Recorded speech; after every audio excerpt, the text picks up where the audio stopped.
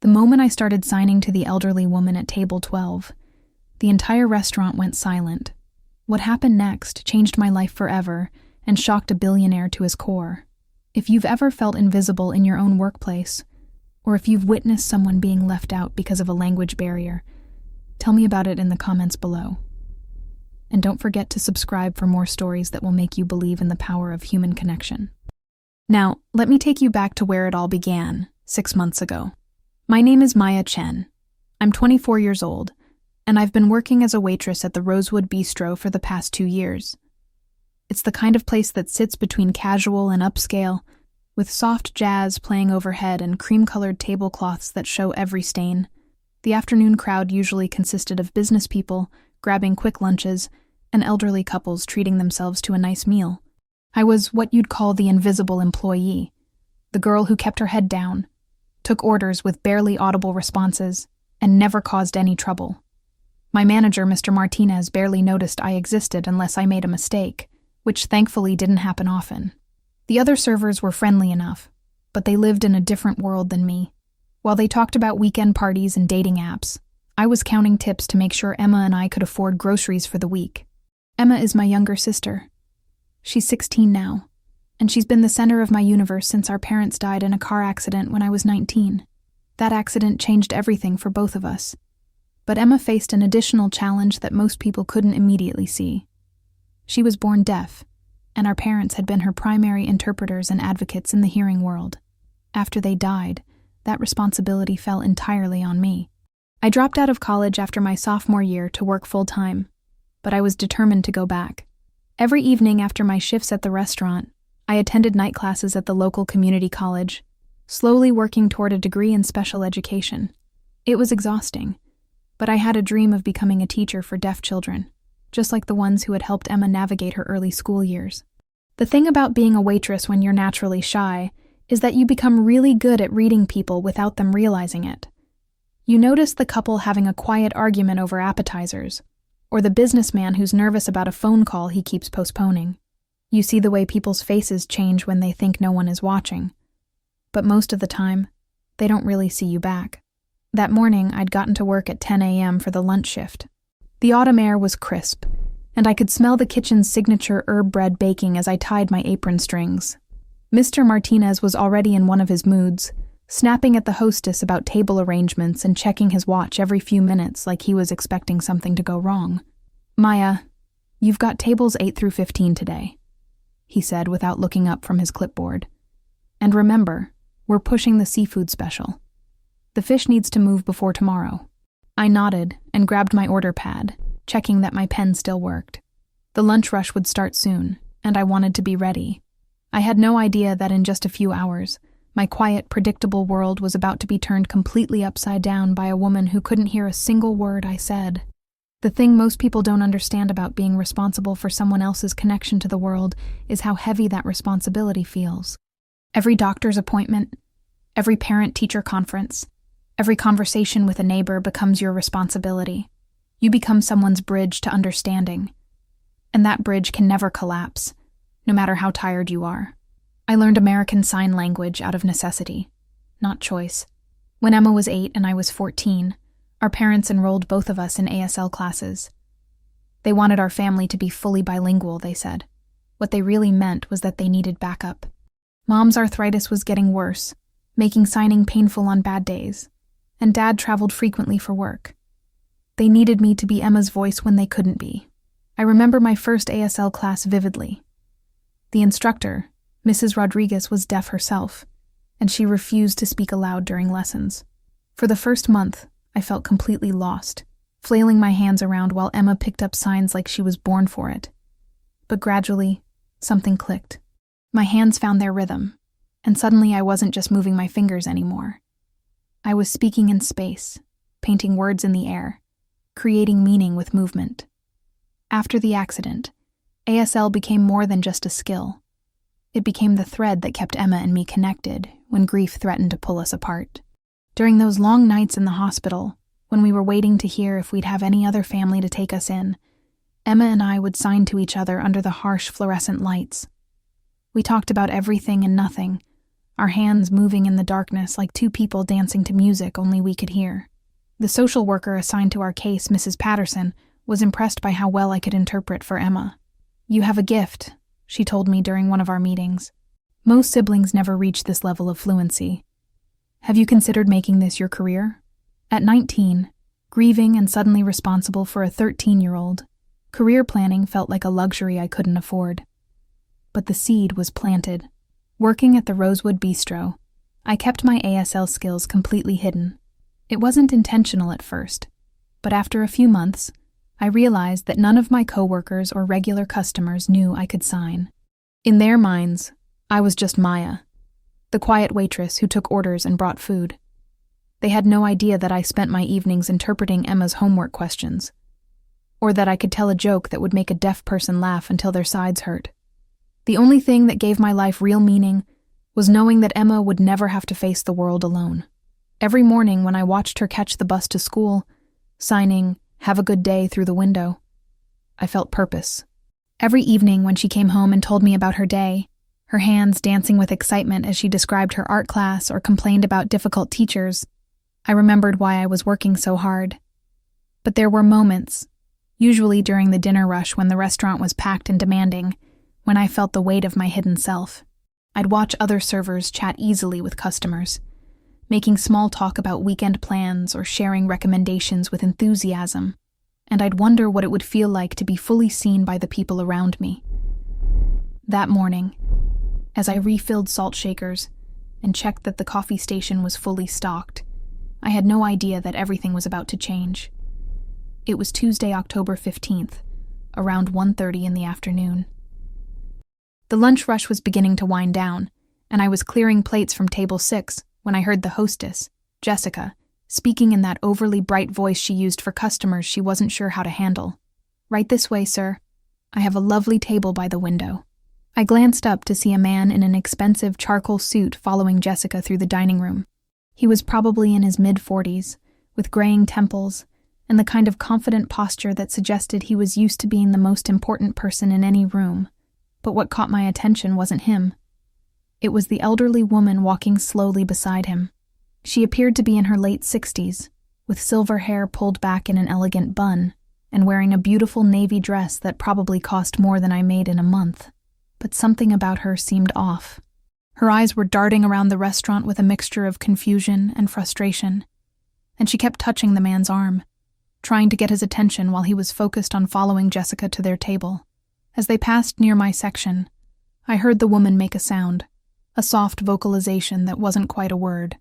The man glanced down at her with what looked like embarrassment. "Mother, please, we're almost to our table," he said in a low voice. The kind of tone you use when you're trying to calm someone down without drawing attention. That's when I saw it. The woman raised her hand slightly, her fingers moving in what I immediately recognized as sign language. She was trying to communicate something, but her son wasn't responding to her gestures. Instead, he gently took her hands and lowered them. "We'll order in just a moment," he told her, clearly misunderstanding whatever she was trying to say. My first instinct was to look away. It wasn't my business, and they weren't even seated in my section. Table 12, where Jessica was leading them, belonged to Derek, one of the more experienced servers who was probably in the kitchen checking on his orders. I had my own tables to worry about, and Mr. Martinez had made it clear that morning that he didn't want any servers wandering around outside their assigned areas. But I couldn't stop watching the woman. There was something desperate in her movements.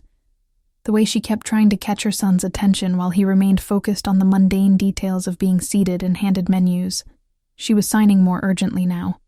And even though I was across the room, I could make out some of what she was trying to say. Something about feeling unwell. Something about needing help. The man, clearly her son, was studying his menu and didn't notice. He had that distracted air of someone who was probably thinking about a meeting he had to get back to, or calls he needed to return. When their server Derek finally arrived at the table, the son immediately began asking questions about the lunch specials, while his mother continued her increasingly agitated attempts to communicate. "Can I interest you in our seafood special today?" Derek was saying. "Fresh Atlantic salmon with a lemon herb crust." The woman touched her son's arm again, this time more insistently. Her signing was becoming more rapid, more urgent. I recognized the signs for sick and need and what looked like help. That's when I made a decision that would change everything. I knew I was supposed to stay in my assigned section. I knew I could get in trouble for approaching someone else's table. I knew that getting involved in situations that weren't my business was exactly the kind of thing that Mr. Martinez had warned us about in his last staff meeting. But watching this woman trying desperately to communicate while being ignored by everyone around her brought back every memory of Emma feeling frustrated and unheard. I walked over to table 12, my heart pounding.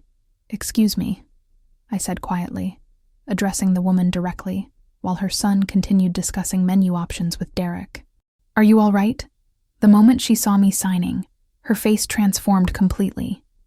The relief that flooded across her face when I signed, "Can I help you?" was immediate and overwhelming. Her eyes filled with tears, and her hands moved quickly as she responded. "Thank God someone understands me," she signed. "I've been trying to tell him I'm not feeling well, but he doesn't see my signs." Her son looked up from his menu conversation with Derek, clearly startled to see his mother communicating fluently with a waitress he'd never noticed before. "I'm sorry, what's happening here?" he asked, his voice carrying that particular tone wealthy people use when they're not sure if they should be grateful or annoyed. "Your mother was trying to tell you that she's not feeling well," I explained, keeping my voice respectful but clear. "She's been signing to you, but I think maybe you didn't realize what she was saying." The man's face flushed slightly. She does that sometimes. The hand gestures. I never learned." He trailed off, looking between his mother and me with growing embarrassment. His mother's hands moved again, more urgently this time. "I have diabetes," she signed to me. "My blood sugar feels low, but I can't make him understand. I need to eat something sweet soon, or test my levels." I turned to her son. "She has diabetes, and she thinks her blood sugar might be dropping. She needs either something with sugar or a way to test her levels." "Oh God," the man said, his business composure cracking completely. "Mom, why didn't you tell me? Do you have your testing kit?" She signed back and I translated. "She says she's been trying to tell you for the last 10 minutes. And yes, she has her kit in her purse. But her hands are shaking too much to use it properly." Derek, who had been standing awkwardly to the side during this exchange, cleared his throat. "Should I call an ambulance?" "Not yet," I said, surprising myself with my confidence. "But we need to get her something with sugar immediately. Orange juice would be ideal, or even just some sugar packets if we don't have juice available." The man, who I was beginning to realize was probably more important than the typical Rosewood Bistro customer, reached for his mother's purse. "I'm Robert Williams," he said, as if his name should mean something to me. "This is my mother, Dorothy." I had no idea she was feeling unwell. Dorothy's hands moved again, and I could see she was getting more agitated. "She's asking why you never learned to sign." I translated carefully. "She says she's felt alone for years because you promised you would learn ASL, but never did." The family tension that erupted in that moment was palpable. Robert's face went through several emotions, from guilt to defensiveness, to something that looked like grief. "I meant to," he said quietly. "I kept meaning to. Work got busy, and I thought she was managing fine." From across the restaurant, I could see Mr. Martinez heading our way, his expression making it clear that he was not pleased with whatever was happening at table 12. But Dorothy was reaching for my hand, and her grip was surprisingly strong. "Tell him," she signed, "that I stopped trying to talk to him months ago because I was tired of being invisible in my own son's life." I hesitated. This was getting into territory that felt too personal, too painful for a restaurant dining room. But Dorothy's eyes were pleading with me, and I recognized the look of someone who had been voiceless for too long. "Maya!" Mr. Martinez's voice cut across the space between us. "What are you doing? This isn't your section." Robert looked up, his businessman instincts kicking back in. "Actually, she's helping us with a medical situation. My mother has diabetes and was having difficulty communicating her symptoms." Dorothy had managed to get her glucose meter out of her purse, though her hands were indeed shaking. I helped her steady it while she pricked her finger, and we all watched as the number appeared on the screen. 58. Dangerously low. "We need that orange juice now," I said to Derek, who hurried toward the kitchen. But Mr. Martinez wasn't finished. "Maya, you're not a medical professional. You can't just abandon your assigned tables to play doctor." That's when Dorothy did something that surprised all of us. She looked directly at Mr. Martinez and spoke aloud, her voice somewhat distorted by her deafness, but clear enough to understand. "She saved my life," Dorothy said. "My son doesn't know sign language, and I couldn't make anyone understand I was having a medical emergency. This young woman was the only person who could hear me. The entire restaurant seemed to freeze in that moment." Dorothy's words, spoken aloud in her distinctive deaf voice, carried across the dining room with unexpected power. But Mr. Martinez wasn't backing down. "Mrs. He paused, realizing he didn't know her name. "Williams," Robert said quietly. "Dorothy Williams." Mr. Martinez's expression shifted slightly, but his authority complex remained intact. "Mrs. Williams, I appreciate that Maya helped you, but she violated restaurant protocol by leaving her assigned section. We have liability issues to consider." Derek returned with a large glass of orange juice, which Dorothy accepted gratefully. I watched her blood sugar meter as we waited for her levels to stabilize, but I could feel the tension building around our little group. Other diners were starting to stare, some pulling out phones to record what was clearly becoming a scene. "Liability issues?" Robert's voice had taken on the sharp edge of someone who was used to intimidating people in boardrooms. "Are you suggesting that your employee helping prevent a medical emergency creates liability for your establishment?" I could see Mr. Martinez calculating. He clearly didn't know who Robert Williams was, but the expensive suit and commanding presence were starting to register. At the same time, his need to maintain control over his staff was warring with his instinct to avoid confrontation with obviously wealthy customers. "Sir, I'm simply saying that we have protocols for a reason. If there's a medical emergency, we call 911. We don't have untrained staff attempting to provide medical assistance." Dorothy's hands moved again, more energetically now that the orange juice was helping her blood sugar stabilize. "Tell him," she signed to me, "that I'm a retired nurse.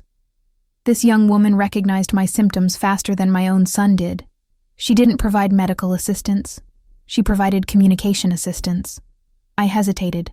The family dynamics were getting more complicated, and I was increasingly aware that I was in the middle of something much bigger than a simple restaurant incident. But Dorothy was looking at me with such trust, and I could see that Robert was struggling with emotions he clearly wasn't used to displaying in public. "She says she's a retired nurse, and that I recognized her symptoms because I could understand what she was trying to communicate, not because I provided medical care." "You're a nurse?" Robert asked his mother, and I could see genuine surprise in his face. Dorothy signed back, and for the first time since I'd started translating, I felt uncomfortable about what she was asking me to say. "She says you would know that if you'd ever asked about her life before she became just your mother. She worked in the pediatric ward at Children's Hospital for 35 years before retiring to help take care of you when your father died." The silence that followed was deafening. I could see Robert processing this information, his face cycling through shock, guilt, and something that looked like grief. But Mr. Martinez was getting impatient. "Look, I don't mean to interrupt this family conversation, but Maya, you still need to return to your section. You have customers waiting." That's when I made the mistake that almost cost me my job. "Those customers can wait 5 more minutes, I said, surprising myself with my firmness. This woman needed help, and I was the only person here who could provide it. If we're talking about liability, what's the liability of ignoring a diabetic emergency because someone was in the wrong section? Mr. Martinez's face flushed red. "Maya, you're out of line. I need to speak with you privately, right now." But Robert stood up, and when he did, his full height and presence seemed to command the entire restaurant. "Actually, I think we need to talk about recognition, not discipline." He reached into his wallet and pulled out a business card, handing it to Mr. Martinez. "I'm Robert Williams, CEO of Williams Industries. My mother has been trying to get my attention about a medical emergency, and your employee was the only person in this building who could help her communicate. Instead of disciplining her, you should be figuring out how to keep her." Mr. Martinez looked at the business card, and I saw his entire demeanor shift. Williams Industries was apparently a name that meant something to him. "Mr. Williams, I had no idea. Of course, we want to ensure your mother received the best possible care. No, Dorothy signed emphatically. Tell him that's not the point. But before I could translate, she stood up herself, steadier now that her blood sugar was stabilizing, and looked directly at Mr. Martinez. The point, she said aloud, her words careful but clear, is that this young woman saw someone in need and helped, even though it might get her in trouble. That's the kind of person you want working for you, not the kind you punish. Dorothy's words hung in the air like a challenge. The other diners who had been pretending not to watch were now openly staring, and I could see several people had their phones out, presumably recording what was clearly becoming a viral moment. Robert stood there for a long moment, looking between his mother and Mr. Martinez, and I realized that something fundamental was shifting in this man who was used to controlling every situation he encountered. She's right, he said finally, his voice quieter than before. My mother is absolutely right. He turned to me directly. What's your name? Maya Chen, I managed, suddenly very aware that this conversation was happening in front of a dozen customers and my increasingly uncomfortable manager. Maya, can I ask you something? How long have you known sign language? About 10 years, sir. I learned it from my younger sister. She's deaf. Robert's face changed as he processed this information. And you work here as a waitress. It wasn't a question, but I nodded anyway. Are you in school? Yes, sir. Community college. I'm studying to become a special education teacher. That's when Dorothy stood up completely, her hands moving with renewed energy. What she signed next made me hesitate for the first time since this conversation began. She wants me to tell you something, but I'm not sure it's appropriate for me to say, I told Robert. Please, he said, and his voice carried a weariness I hadn't heard before. I think I need to hear whatever she has to say. I took a breath. She says that in 5 minutes of conversation, you've learned more about my life and dreams than you have about hers in the past 5 years. She says you know I'm in school, that I have a sister, that I learned ASL for family reasons, but you didn't know she was a nurse for 35 years. You didn't know she's been having dizzy spells that she's tried to tell you about. You didn't know she stopped calling you because she was tired of talking to your voicemail. The silence that followed was deafening. I could see Robert's composed business exterior cracking, revealing something raw and painful underneath. Mom, he said finally, looking directly at her. I'm so sorry. Dorothy signed back, and this time her movements were gentler. She says sorry isn't enough anymore. She says she's been invisible in your life since Dad died 3 years ago, and she's tired of being treated like an obligation instead of a person. Mr. Martinez tried to interject. Perhaps this family discussion could continue elsewhere, but Robert held up his hand, never taking his eyes off his mother. No, this needs to be said here, now. He turned back to me. Maya, I want to make you an offer. I felt my heart skip. Sir? My mother is right about a lot of things, but she's especially right about you. Williams Industries has a foundation that focuses on accessibility and inclusion programs. We work with schools, hospitals, and community organizations to provide services for people with disabilities. But honestly, we've never had anyone on staff who could provide the kind of direct, personal understanding that you just demonstrated. I could see where this was going, but I couldn't quite believe it. I want to offer you a full scholarship to finish your degree, plus a paid internship with our foundation. When you graduate, if things work out, we'd like to offer you a permanent position developing and implementing our ASL interpretation programs. The restaurant had gone completely silent. Even the kitchen sound seemed muted. I started, then stopped. Mr. Williams, that's incredibly generous, but I couldn't possibly accept something like that. I was just doing what anyone would do. Dorothy's hands moved again, and she was smiling now for the first time since I'd approached their table. She says that's exactly why you're the right person for the job. Because you don't see helping people as extraordinary, you just see it as what people should do for each other. Robert nodded. My mother is a smart woman. I should have been listening to her years ago. He reached into his wallet and pulled out another business card. This one different from the one he'd given Mr. Martinez. This has my direct number on it. I'd like you to think about my offer. And Maya? He paused. Would you be willing to help me learn sign language? I think it's past time I had a real conversation with my mother. 3 weeks later, I walked through the glass doors of the Williams Industries Foundation building for the first time as an employee, not a visitor. The scholarship paperwork had been processed with remarkable speed, and I'd officially started my internship while maintaining a reduced schedule at the restaurant to help with Emma's expenses. The foundation occupied an entire floor of the Williams Industries Tower downtown, and everything about it screamed money and purpose. Floor-to-ceiling windows offered a view of the city that made me feel like I was floating above my old life. But it wasn't the expensive furniture or modern art that impressed me most. It was the fact that I'd already seen 3 different employees communicating in ASL during my brief walk from the elevator to my new desk. "Maya, welcome to your first official day," said Janet Morrison, the foundation's program director. She was a woman in her 50s with short gray hair and the kind of efficient warmth that made you trust her immediately. "Robert asked me to give you the full tour before your meeting with him and Dorothy this afternoon." Janet led me through the various departments, explaining the foundation's work. They funded ASL interpretation services in hospitals, provided accessibility equipment to schools, and ran employment programs for people with disabilities. It was everything I'd dreamed of working on, but I felt like an imposter walking through halls filled with people who had master's degrees and years of experience.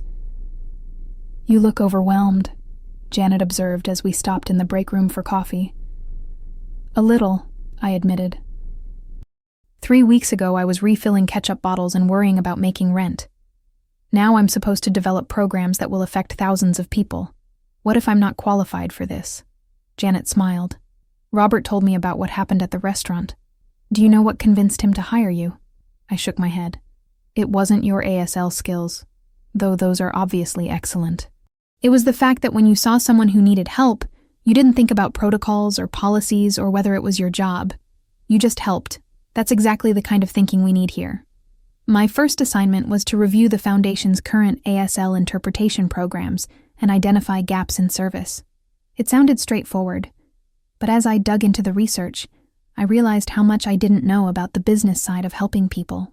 There were budget constraints, legal requirements, insurance issues, and coordination challenges I'd never considered when I was simply translating for Emma or Dorothy. The hardest part was working with some of the established staff members who clearly questioned whether I belonged there. During my second week, I attended a planning meeting where Dr. Richards, the Foundation's chief medical consultant, openly challenged one of my suggestions. "With all due respect, Maya, implementing ASL interpretation in emergency rooms is more complex than you seem to understand. There are liability issues, certification requirements, and budget constraints that require years of experience to navigate properly." I felt my face flush, but before I could respond, a new voice joined the conversation. "Actually, Dr. Richards, Maya's suggestion addresses exactly the problem we encountered last month at Memorial Hospital." I turned to see Robert entering the conference room, followed by Dorothy. This was their weekly check-in meeting, something Robert had instituted after our restaurant encounter to ensure the Foundation's programs were actually meeting real needs. "What happened at Memorial?" I asked. Dorothy's hands moved, and I automatically translated as she spoke. "A deaf patient came into the ER with chest pains, but there was no interpreter available for 3 hours. The delay in communication almost led to a misdiagnosis." Dr. Richards looked uncomfortable. "That was an unusual situation." "No," Dorothy signed. "It was a predictable situation that our programs should have prevented." Robert nodded. "Maya, what would you recommend?" I took a deep breath, drawing on everything I'd learned from Emma's medical appointments over the years. "We need on-call ASL interpreters, similar to how hospitals handle other emergency services. But more importantly, we need to train more medical staff in basic ASL. Even knowing how to sign pain, where, and help could prevent dangerous miscommunications." "That would be expensive," Dr. Richards pointed out. "More expensive than a malpractice lawsuit because someone couldn't communicate that they were having a heart attack?" I asked, surprising myself with my directness. Dorothy smiled and signed something that made Robert laugh. "She says you're learning to speak up for yourself. She's proud of you." Over the following weeks, I threw myself into developing what we called the Emergency ASL Initiative. Working directly with Dorothy, who provided insights from her nursing background, and Robert, who handled the business and legal aspects, we created a pilot program for 3 local hospitals. the program wasn't perfect. We faced resistance from hospital administrators who worried about costs, medical staff who didn't have time for additional training, and deaf community advocates who questioned whether the program would actually improve care or just create more bureaucracy. But slowly, things began to change.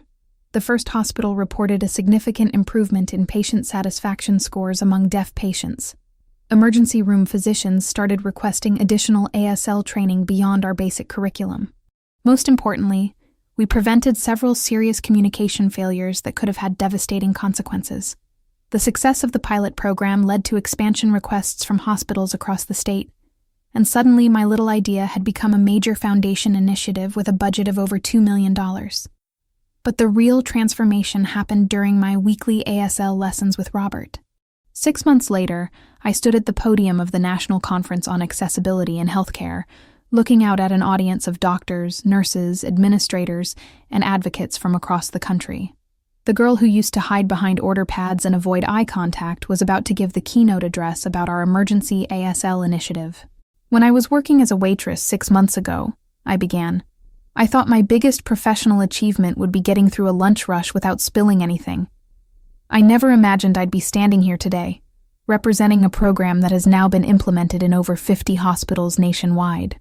In the audience, I could see Robert and Dorothy sitting in the front row.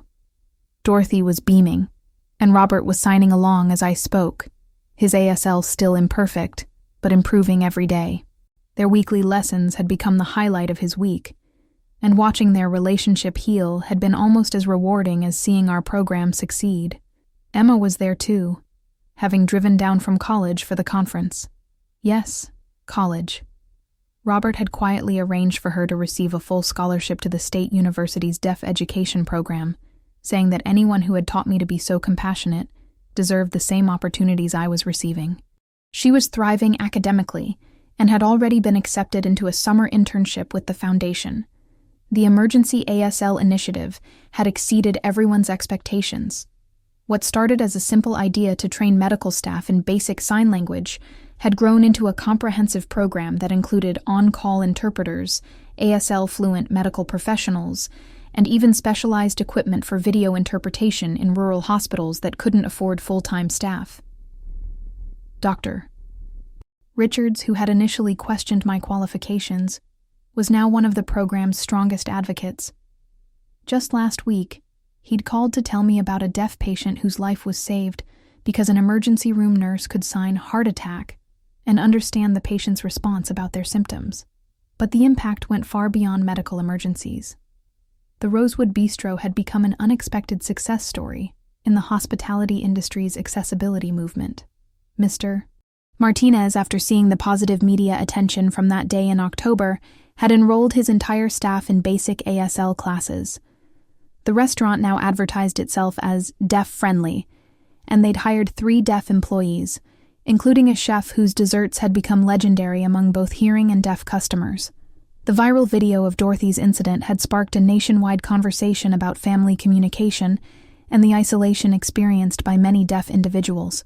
Robert had been interviewed by several news outlets about his journey to learn ASL, and their story had inspired other families to bridge communication gaps they'd ignored for years. The most important thing I've learned, I continued in my speech, is that accessibility isn't about special accommodations or extra services. It's about recognizing that everyone deserves to be heard, understood, and valued for who they are.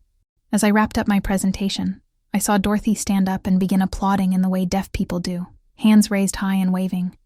Soon the entire audience was doing the same, a silent ovation that spoke volumes. After the conference, the 3 of us sat in Dorothy's garden, where she'd invited us for dinner. She had insisted on cooking, despite Robert's protests, and the smell of her famous herb-crusted chicken filled the evening air. "You know what the best part of this whole experience has been?"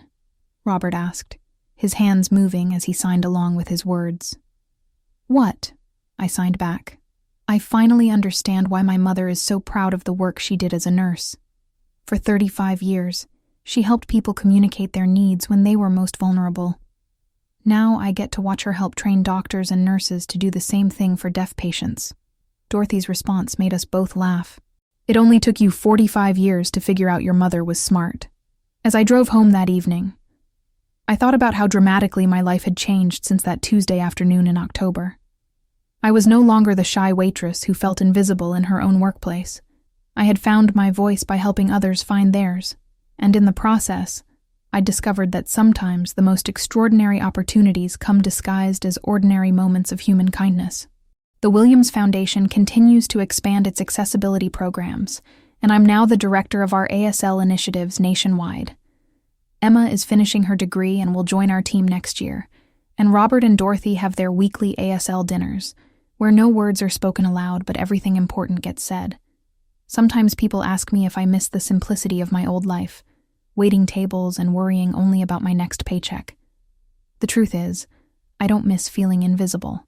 I don't miss watching people struggle to communicate and thinking it wasn't my place to help. Because now I know that kindness isn't about your job description or your qualifications. It's about seeing someone who needs help and deciding that their dignity matters more than your convenience. If this story inspired you to learn more about ASL or accessibility, or if you have your own story about overcoming barriers to help others, please share it in the comments below. And don't forget to like this video and subscribe for more stories about the power of human connection and the difference one person can make.